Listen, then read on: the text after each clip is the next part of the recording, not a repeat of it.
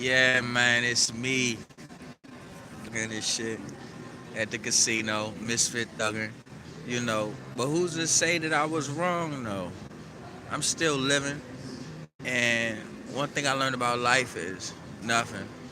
Stay who the fuck you is, man, but if a person of mine, make sure you spend your life in trying to heal them. Not just buying them shit, but being there for them psychologically. Letting them know you love them, you know? I love my mom, man. I think, you know, I've been applying for jobs, and she got a call saying, I like Anthony Stewart to set up. I like to set an interview up for Anthony Stewart, and that shit meant a lot to me because I didn't graduate high school, and it was due to smoking weed, skipping school, and when I got back in school, it was like I tried to go back to learn, but they had already went to, like, say we was on section 1.1. When I came back, they was on section 13.7. So it was like I dropped out, you know, and I ended up going to Job Corps, and I took up carpentry, and I took up firefighting. I was a wildland forestry firefighter um, in Job Corps. I did the PAC test.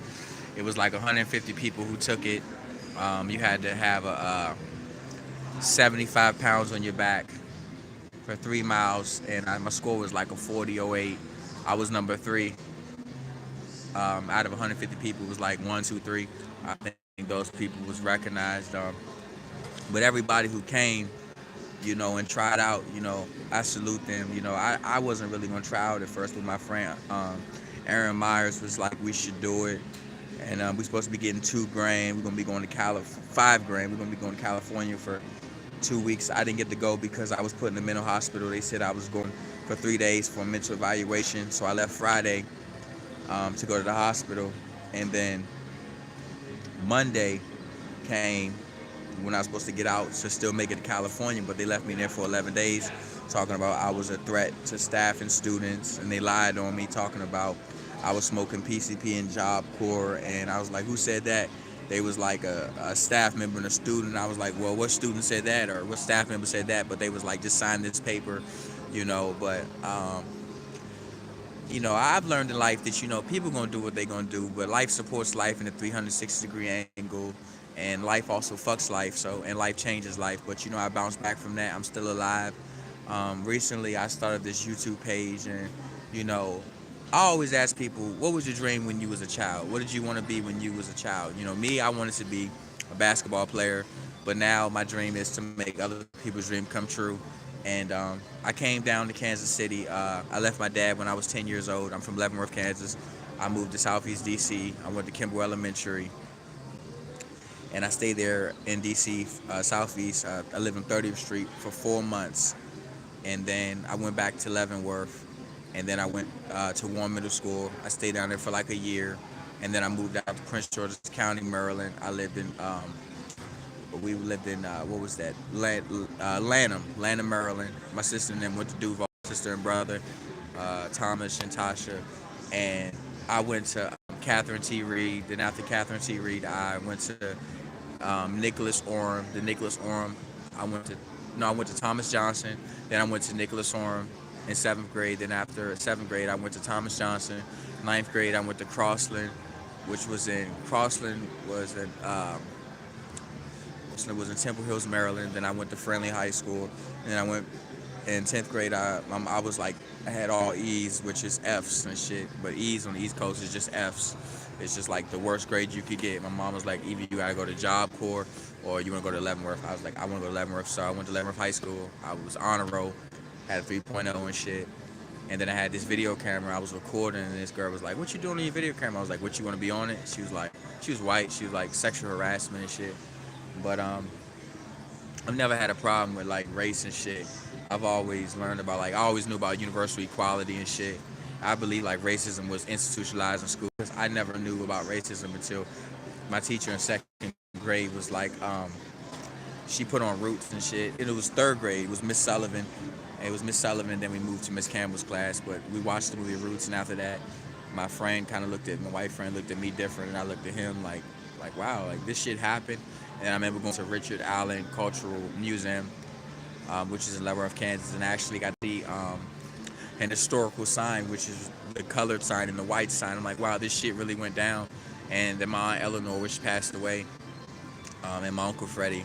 Aunt Eleanor, she was born like in the 1930s, and she told me back then during the Great Depression, I think 5 cent, 10 cent, you can get you a loaf of bread and some shit like that. But I'm just about expanding. I like all different types of music. I want to create my own genre. I'm into acting. Looking for some acting roles and some shit that I could be a part of, as a collective, and we can just build from that. I'm not hard to get in touch with.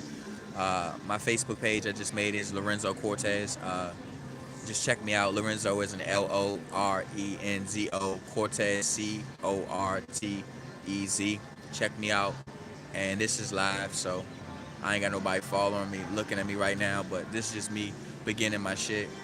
Um, so I just appreciate the opportunity that God has gave me on this earth, and I'm gonna spend it for the rest of my life just talking to people and just focusing in on what needs to be done.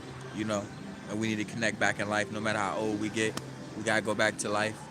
The essence of when you was a kid.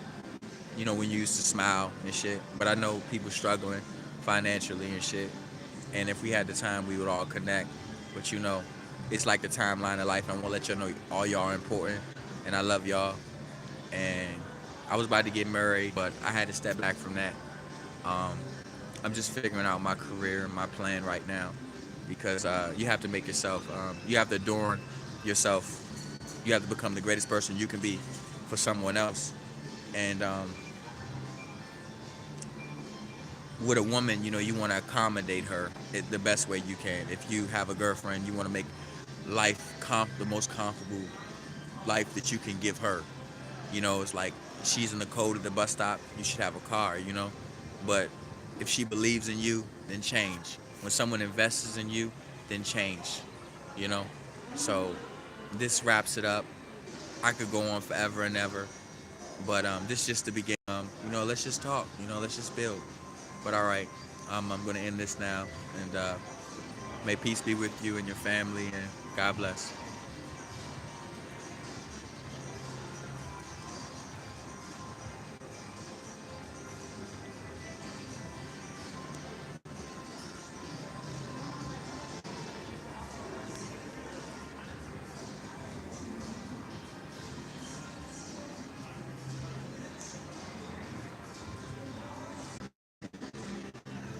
Yeah, it's me doing my thing. I'm about to sign out of here, man. I'm at the casino. I'm trying to figure out how to end it. I think it's up here. Let's see. I think that's it.